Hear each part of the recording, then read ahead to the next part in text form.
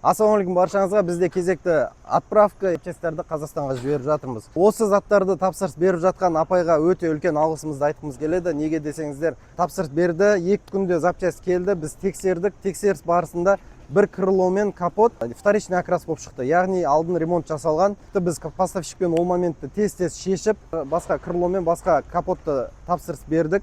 Ол келем дегенше арада бір 2-3 күн өтіп кетті. Осы тапсырысты берген апай өзі сабырлық танытып, бізбен бірге күткеніне өте үлкен алғысымызды айтқымыз келеді. Болашақта барлығыңызға айтатынымыз, сіздер тапсырыс берген кезде запчасть бізге бірінші келеді. Біз ол запчастьті толықтай тексеріп алуымыз керек. Тексеріс барысында запчасть не то болып шығуы мүмкін, подделка болып шығуы мүмкін, немесе сынықтары болуы мүмкін. Сол себепті біз ол запчастьті басынан тапсырыс береміз, и арада 1-2 күн уақыт өтуі мүмкін. Сол себепті болашақта сабырлық танытуларыңызды сұраймыз.